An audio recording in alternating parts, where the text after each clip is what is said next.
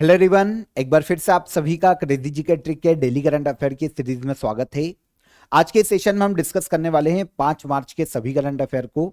Session में and तक बने रहिए, एक एक फैक्ट को, एक एक क्वेश्चन को आराम से नोट कीजिएगा। सारे क्वेश्चन और फैक्ट यहाँ पर आपको आने वाली एग्जाम में देखने को मिल सकते हैं। पीडीएफ क्रेजी जी के ट्रिक के एप्लीकेशन पर जाकर ज्वाइन कर लीजिए, फ्री ऑफ कॉस्ट है आपके लिए, तो वहां से आप ले लीजिए, चेकआउट कीजिए एप्लीकेशन को। सबसे पहला क्वेश्चन देखिए, रणजी ट्रॉफी 2024-25। आपको पता है भारत की सबसे बड़ी डोमेस्टिक फर्स्ट क्लास टूर्नामेंट है रणजी ट्रॉफी। 2024-25 का खिताब केरल को हराकर किस टीम ने जीता है? तो सबसे पहली बार रणजी ट्रॉफी की शुरुआत इंडिया में की गई थी 1934 में, और लास्ट ईयर 2023-24 की जो रणजी ट्रॉफी का खिताब था वो जीता था मुंबई की टीम ने, और फाइनल में हराया था विदर्भ को। अब यहां पर 2024-25 में विदर्भ विनर रहा और इसने हराया है केरल की क्रिकेट टीम को। तो विनर हो जाता है विदर्भ और रनर अप हो जाता है कौन? Kerala. Last year Vidarbha runner up था, मुंबई की टीम जीती थी, और इस साल विदर्भ ने फाइनल में केरल को हराकर रणजी ट्रॉफी 2024-25 का खिताब जीता है। पूरी डिटेल जान लेते हैं। फाइनल खेला गया था नागपुर में विदर्भ क्रिकेट एसोसिएशन स्टेडियम में फाइनल खेला गया। वैसे देखिए, फाइनल तो ड्रॉ हो गया था, लेकिन जो स्कोर था उसमें पहली पारी में बढ़त ज्यादा थी विदर्भ की टीम की, तो उसके आधार पर विनर घोषित किया गया विदर्भ को और केरल को घोषित किया गया रनर अप। यहां पर विनर टीम मतलब विदर्भ के कैप्टन की बात करें तो ये अक्षय वाडकर हैं, विदर्भ के कैप्टन। विदर्भ ने पहले 2017-18 और 2018-19 में जब रणजी ट्रॉफी का खिताब जीता था, तब भी इसकी कप्तानी अक्षय वाडकर के हाथ में ही थी। अब यहां पर केरला की कप्तानी की बात करें तो यह सचिन बेबी के द्वारा की गई थी। फाइनल मैच में मैन ऑफ द मैच का खिताब जीता डेनिश मालेवार ने, जो कि विदर्भ के खिलाड़ी हैं, और विदर्भ के ही मैन ऑफ द टूर्नामेंट बने हैं हर्ष दुबे। तो यहां पर देखिए, लास्ट मैच का मैन ऑफ द मैच पूछा जाता है एग्जाम में, और मैन ऑफ द टूर्नामेंट आपको याद रखना चाहिए, ये आपके क्लियर हो जाते हैं। विनर टीम का कैप्टन पूछा जा सकता है, तो यह है अक्षय वाडकर। ओके, भारत की डोमेस्टिक फर्स्ट क्लास टूर्नामेंट है रणजी ट्रॉफी। शुरुआत 1934 में पहले the cricket championship of India के नाम से शुरू किया गया था, लेकिन एक साल बाद ही 1935 में रंजीत सिंह जी, जो कि भारत के पहले इंटरनेशनल क्रिकेटर थे, क्रिकेट खेलने वाले खिलाड़ी बने थे, उनके नाम पर इसका नाम किया गया रणजी ट्रॉफी। 38 टीमें यहां पर पार्टिसिपेट करती है। 2023-24 का खिताब मुंबई ने जीता था, तब इसके कैप्टन अजिंक्य रहाणे थे, और इसने फाइनल में हराया था विदर्भ को। और अब 2023-24 के बाद 2024-25 में विनर बन गई है कौन? विदर्भ। नेक्स्ट क्वेश्चन, यमांडू आरसी हाल ही में किस देश के प्रेसिडेंट बने हैं? तो एक दक्षिण अमेरिकी देश है जिसका नाम है उरुग्वे। दक्षिण अमेरिका में पूर्वी हिस्से में देखने को मिलता है उरुग्वे, जो कि अटलांटिक ओशियन से अपनी बाउंड्री को साझा करता है। इसके नए प्रेसिडेंट के रूप में अपॉइंट किए गए यमांडू आरसी। यहां पर आप इमेज देख लीजिए, यह है यमांडू आरसी। प्रेसिडेंट यमांडू आरसी बने उरुग्वे के।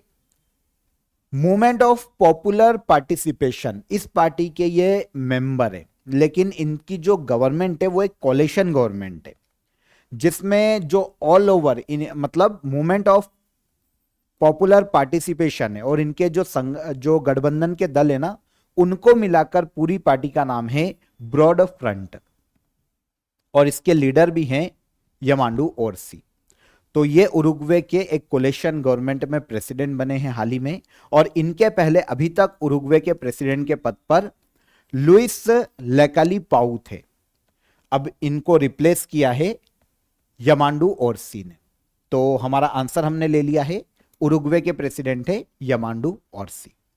अब यहां पर देखिए, नेबर कंट्री पूछी जा सकती है आपसे उरुग्वे की, कि नेबर कंट्री कौन कौन सी है, हम इसकी बात करेंगे। पहले तो कैपिटल लो कि उरुग्वे की कैपिटल कौन है। यहां पर मैप आपको देख लीजिए, थोड़ा ब्लर अगर ना दिख रहा हो तो ये है हमारा दक्षिण अमेरिकी महाद्वीप। ओके, और यहां पर हमको पूर्व में देखने को मिलेगा उरुग्वे। उरुग्वे अटलांटिक ओशन से टच होता है और इसकी नेबर कंट्री में हमको दो देखने को मिलती है। इधर से ये टच होता है अर्जेंटीना से, और अगर हम इसके उत्तरी हिस्से में जाए तो ये टच होता है ब्राजील से। ब्राजील और अर्जेंटीना के साथ अपनी बाउंड्री साझा करता है उरुग्वे। साउथ अमेरिकी कंट्री है, कैपिटल है मोंटेविडियो, और यहां पर करेंसी के रूप में उरुग्वियन पीसो का यूज किया जाता है। अब इसके प्रेसिडेंट अपॉइंट किए गए यामांडू ओरसी, उरुग्वे के। क्लियर? आगे बढ़ने से पहले ऑफर ऑफ द डे आपको बता देता हूं।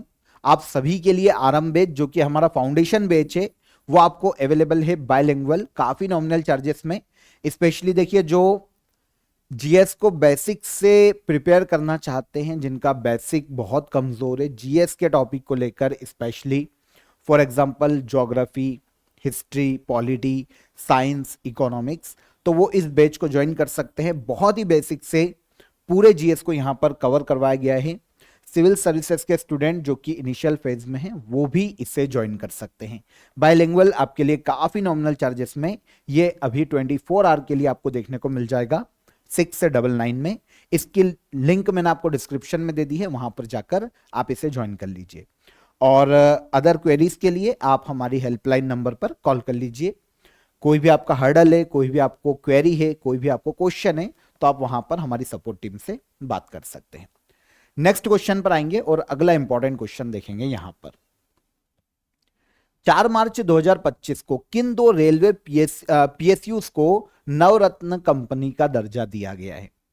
तो हाल ही में दो रेलवे पीएसयूज को नवरत्न कंपनी का दर्जा दिया गया है सेंट्रल के द्वारा। यह है आईआरसीटीसी और आईआरएफसी। इनको मिलाकर भारत में नवरत्न कंपनी की संख्या हो जाएगी अब 26। कितनी हो गई? 26। 3 लेयर होती हैं पब्लिक सेक्टर कंपनीज में। एक होती है नवरत्न, एक होती है मिनी रत्न सबसे नीचे, फिर होती है नवरत्न, और फिर होती है महारत्न। तो यहां पर मिड में आती है नवरत्न। 26 नवरत्न कंपनियां हैं भारत में दर्जा प्राप्त। ओके, क्या होता है नवरत्न, मिनी रत्न या फिर महारत्न कंपनियां क्या होती है? एक पर्टिकुलर इनके लिए क्राइटेरिया डिसाइड किया गया है कि इतने करोड़ रुपीस का इन्वेस्टमेंट आप बिना गवर्नमेंट की अप्रूवल के कर सकते हैं। अगर मिनी रत्न कंपनी है तो उनके लिए ये क्राइटेरिया थोड़ा कम का है।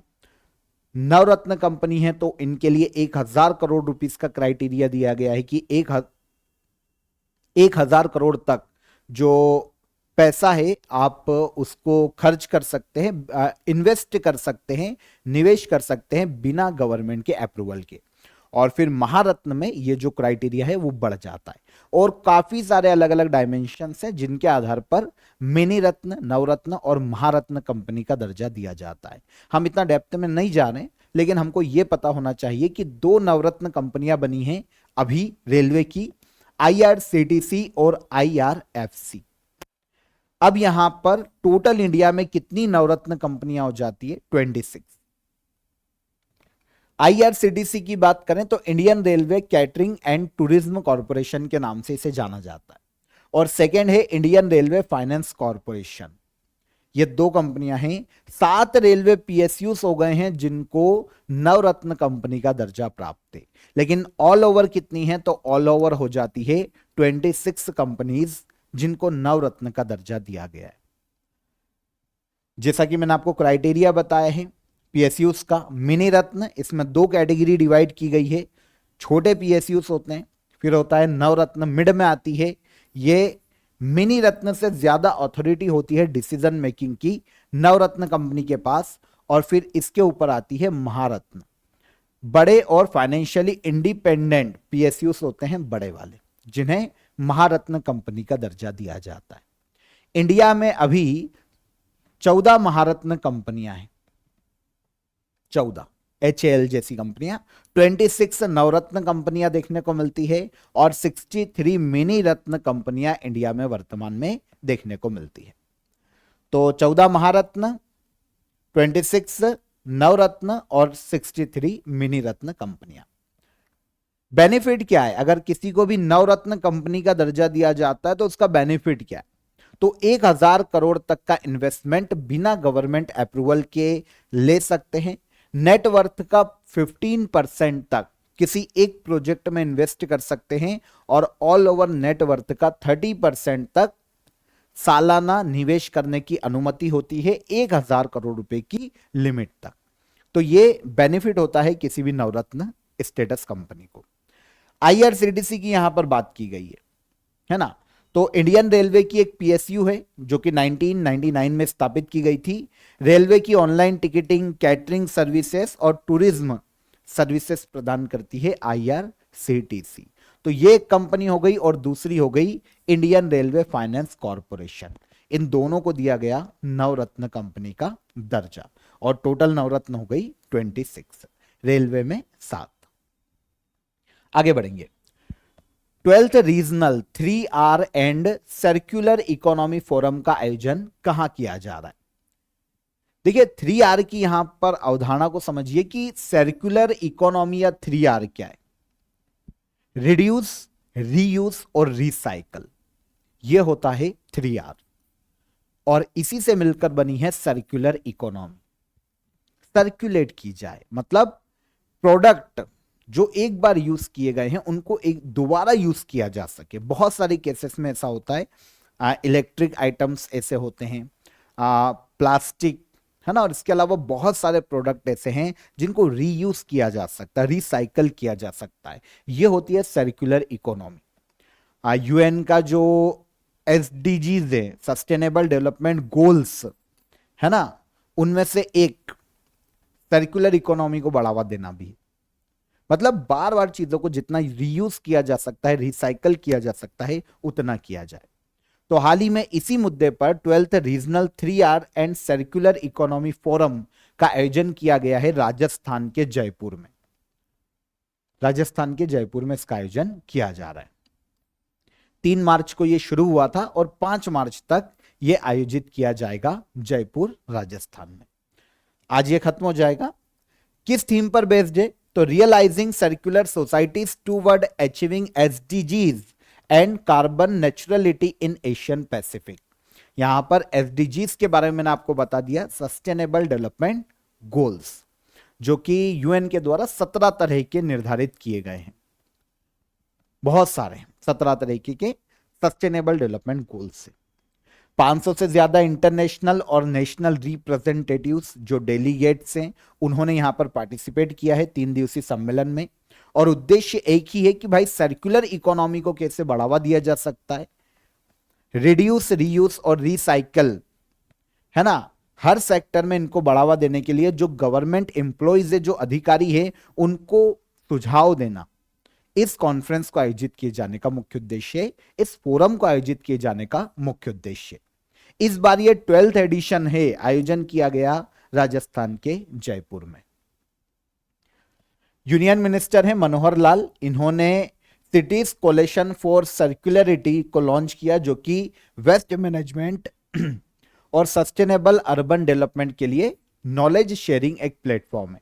एक प्लेटफॉर्म लॉन्च किया गया है, एक पोर्टल लॉन्च किया गया है, जिसमें पता चलेगा कि भाई वेस्ट मैनेजमेंट कैसे किया जा सकता है और सस्टेनेबल अर्बन डेवलपमेंट को कैसे बढ़ावा दिया जा सकता है। Ministry of housing and urban affair ने अदर काफी सारे ऑर्गेनाइजेशन के साथ मिलकर 12th एडिशन को हाल ही में आयोजित किया। Regional 3R and circular economy forum, सबसे पहली बार इसकी शुरुआत की गई थी 2009 में, पहली बार।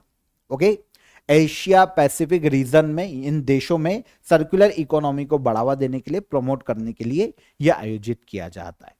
सामान्यतः हर साल आयोजित किया जाता है, लेकिन कोविड के कारण कुछ साल डिले भी हुआ है। पहला फोरम 2009 में आयोजित किया गया जापान में और 11th एडिशन आयोजित किया गया था regional 3R and circular economy forum का कंबोडिया में। और अब 12th एडिशन इसका आयोजित किया जा रहा है 2025 में। यह कहां पर आयोजित किया जा रहा है? राजस्थान के जयपुर में।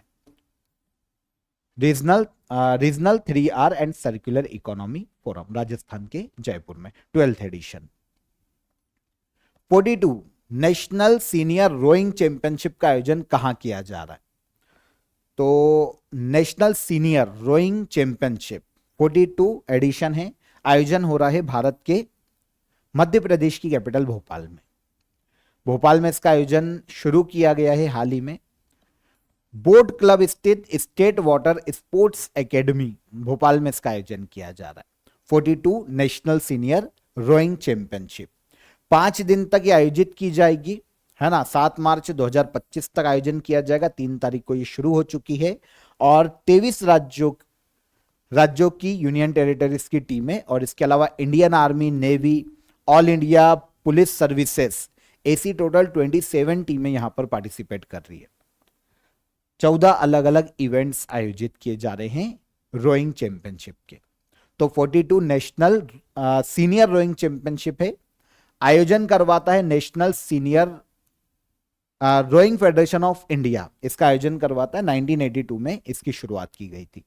हर साल इसका आयोजन किया जाता है। लास्ट ईयर 2024 में 41th जो एडिशन है महाराष्ट्र के पुणे में आयोजित किया गया और अब 42वां एडिशन कहां पर आयोजित हो रहा है? नेशनल सीनियर रोइंग चैंपियनशिप का मध्य प्रदेश के भोपाल में। सेंटर या एकेडमी याद करने की जरूरत नहीं पड़ेगी, आप प्लेस याद कर लो, भोपाल, काम हो जाएगा। और जब खत्म हो जाएगा तो हम इसकी मेडल टेली की बात कर लेंगे, आगे आएंगे। हाल ही में हिम्मत शाह का निधन हो गया। इनका संबंध किस सेक्टर से था? तो हिम्मत शाह की यहां पर बात कर रहे हैं तो एक बहुत ही फेमस आर्टिस्ट हैं, कला के क्षेत्र से इनका संबंध है। हिम्मत शाह यहां पर देखिए गुजरात से आते हैं, बहुत ही फेमस एक कलाकार हैं। स्कल्पचर्स और मॉडर्न आर्ट के लिए इन्हें जाना जाता है।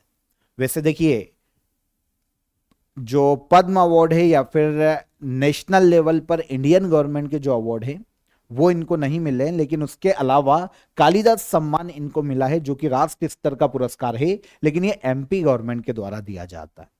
2003 में मध्य प्रदेश गवर्नमेंट ने इन्हें हिम्मत शाह को दिया था कालिदास सम्मान। यह कला के क्षेत्र में दिया जाता है एमपी गवर्नमेंट के द्वारा। तो आर्टिस्ट हैं गुजरात के, कलाकार हैं, स्कल्पचर्स और मॉडर्न आर्ट के। ललित कला एकेडमी नेशनल अवार्ड 1956 और 1962 में दिया जा चुका है और साहित्य कला परिषद अवार्ड इन्हें 1988 में दिया गया था। प्रसिद्ध गुजराती आर्टिस्ट हिम्मत शाह का हाल ही में निधन हो गया। इसके अलावा कुछ सेशंस पहले, एक तो मैंने आपको बताया था Russian chess grand master Boris Spassky जिनका हाल ही में निधन हुआ, और एक गुजराती कवि हैं अनिल जोशी, इनका भी हाल ही में निधन हुआ है। उपलब्धियां इनमें से किसी की भी ज्यादा बड़ी नहीं है, लेकिन देखिए निधन हुआ है तो क्वेश्चन यहां से पूछे जा सकते हैं। और आर्टिस्ट रहे हैं, कवि रहे हैं, ग्रैंड मास्टर रहे, तो इनके पूछे जाने की संभावना एग्जाम में रहती है। तो यहां पर मैंने आपको एक बार फिर से तीनों क्लियर कर दिए। नेक्स्ट क्वेश्चन पर आएंगे। एक रिपोर्ट है यहां पर, from borrowers to builders, women's role in Indian financial growth story. Report किस संस्था के द्वारा प्रकाशित की गई? रिपोर्ट का नाम एक बार फिर से पढ़ते हैं। From borrowers to builders, women's role in Indian financial growth story. Report को जारी करने का श्रेय दिया जाता है नीति आयोग को। किसने जारी की है? नीति आयोग ने। अब देखिए इस रिपोर्ट में एक्चुअल में ये विमेन्स पर आधारित रिपोर्ट है।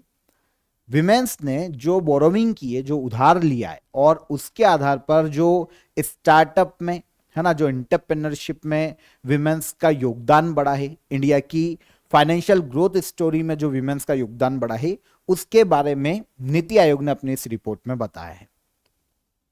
कुछ चीजों को यहां पर इंडिकेट किया गया है, कुछ डेटा को शेयर किया गया है, एक्चुअल में हम उसकी बात करेंगे। रिपोर्ट में क्या है? महिलाओं का इंडियन फाइनेंशियल सिस्टम में योगदान क्या रहा, ग्रोथ क्या रही, यह बताया गया। तो रिपोर्ट में कहा गया नीति आयोग के द्वारा कि 2019 से 2024 तक इंडिया में जो विमेन्स है ना, उनके द्वारा जो बोरोविंग है वो 3 गुना तक बढ़ी है। कितने गुना तक? 3 गुना तक। अब ये जो बोरोइंग है ना, इसमें विमेन्स ने यूज किया है इसे स्टार्टअप के लिए या फिर एंटरप्रेन्योरशिप के लिए, है ना, उद्योग के लिए या फिर स्टार्टअप के लिए इस पैसे का यूज किया गया है विमेन्स के द्वारा। 60% जो विमेन्स से जिन्होंने उधार लिया है वो अर्बन और रूरल क्षेत्रों से आती है। इसके अलावा बिजनेस लोन में महिलाओं की जो हिस्सेदारी है वो 14% तक बढ़ी और गोल्ड लोन में ये 6% तक बढ़ी है। जो हमारे दक्षिण भारतीय स्टेट हैं जैसे तमिलनाडु, कर्नाटका, तेलंगाना, इन्होंने यहां से फाइनेंशियल इंक्लूजन में महिलाएं सबसे आगे रही।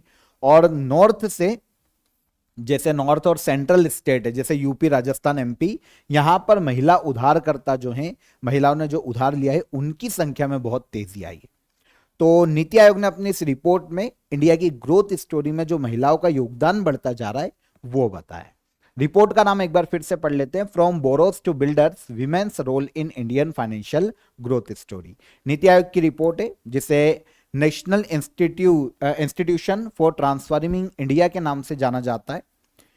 1 जनवरी 2015 में योजना आयोग के स्थान पर इस संस्था का गठन किया गया था। गवर्नमेंट का एक थिंक टैंक है। चेयरमैन पीएम होते हैं, नरेंद्र मोदी हैं। वाइस चेयरपर्सन है सुमन बेरी और सीईओ के पद पर हैं BVR सुब्रमण्यम। इसके बारे में कुछ सेशंस पहले भी मैंने आपको बताया था। आगे बढ़ेंगे।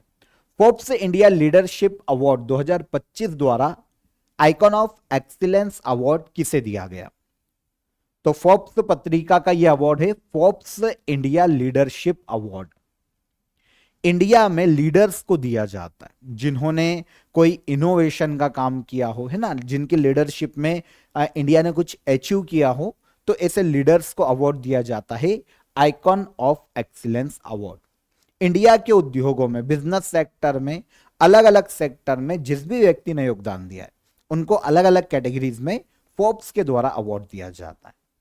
तो यहां पर फोर्ब्स इंडिया लीडरशिप अवार्ड है और इसमें कैटेगरी है आइकॉन ऑफ एक्सीलेंस अवार्ड, जो दिया गया है आईसीसी के चेयरमैन जय शाह, अमित शाह के बेटे हैं जय शाह। अब जय शाह की उपलब्धि यह है कि आईसीसी के सबसे युवा चेयरमैन बने जय शाह, ठीक है। तो फोर्ब्स इंडिया लीडरशिप अवार्ड 2025 में इन्हें आइकॉन ऑफ एक्सीलेंस अवार्ड दिया गया है। आईसीसी में उनका जो, या क्रिकेट के प्रशासन में, एडमिनिस्ट्रेशन में जय शाह का जो कंट्रीब्यूशन है, या फिर उनकी जो क्रिकेट को और ज्यादा समावेशी बनाने का जो उनका प्रयास है, इसके लिए इन्हें यह अवार्ड दिया गया। अलग अलग कैटेगरीज होती हैं, समझिए। देखिए, अवार्ड किस क्षेत्र में दिया जाता है वो मैं आपको बता चुका हूं। भारतीय उद्योग में या व्यापार में लीडरशिप, इनोवेशन, कंट्रीब्यूशन को इनकरेज करने के लिए या फिर बढ़ावा देने के लिए दिया जा सकता है। अब यहां पर icon of excellence, entrepreneurship of the year, या फिर इमर्जिंग इनोवेटर्स, क्लाइमेट वॉरियर, ये अलग अलग कुछ कैटेगरीज होती है। 2009 में शुरू किया गया था इस अवार्ड को फोर्ब्स के द्वारा। अब अलग अलग कैटेगरी में जो अलग अलग अवार्ड हैं उसके बारे में मैं आपको बता देता हूं। आइकॉन ऑफ एक्सीलेंस अवार्ड 5 लोगों को दिया गया है यहां पर। शुरू से देखते हैं। इमर्जिंग इनोवेटर अवार्ड बगवर्क्स रिसर्च को दिया गया, एक रिसर्च इंस्टीट्यूशन है। आउटस्टैंडिंग स्टार्टअप अवार्ड दिया गया है ब्रोसेट स्टॉक को, जो कि एक सॉफ्टवेयर या टेस्टिंग है ना, मोबाइल वगैरह के टेस्टिंग के लिए एक स्टार्टअप है, इसको दिया गया outstanding startup award. Icon of excellence Ajay Singh spice jet के हैं, कैटरीना कैफ फिल्म अभिनेत्री के ब्यूटी के लिए, जय शाह आईसीसी के हैं, श्याम श्रीनिवासन फेडरल बैंक के, और मोहित जोशी टेक महिंद्रा के। तो इन 5 लोगों को दिया गया है icon of excellence award Forbes के द्वारा। इसमें हमारा क्वेश्चन जय शाह से था, तो यह है हमारा answer. Contribution to global cricket governance के लिए जय शाह को दिया गया फोर्ब्स के द्वारा आइकॉन्स ऑफ एक्सीलेंस अवार्ड। तो ये अलग अलग कैटेगरी है, पॉज करके एक बार इनको देख लेना। क्रिश्चियन स्टोकर किस देश के चांसलर बने हैं? तो क्रिश्चियन स्टोकर की बात करें तो ये चांसलर बने हैं यूरोपीय देश ऑस्ट्रिया के। वैसे चांसलर देखिए जर्मनी में भी चलते हैं, अभी हमने जर्मनी के चांसलर की भी बात की थी। यहां पर बात हो रही है क्रिश्चियन स्टोकर की, जो कि ऑस्ट्रिया के हाल ही में नए चांसलर के रूप में अपॉइंट किए गए। ये ऑस्ट्रिया में कंजर्वेटिव पीपल्स पार्टी के मेंबर हैं। इनकी जो गवर्नमेंट है ना, कोलेशन गवर्नमेंट है, पर ठीक है चांसलर है तो हमको याद करना पड़ेगा क्रिश्चियन स्टॉकर। कार्ल नेमर के स्थान पर इनको चांसलर बनाया गया है ऑस्ट्रिया में। यूरोप का एक देश है, कैपिटल है वीना और यहां की करेंसी देखने को मिलती है यूरो, ऑस्ट्रिया की।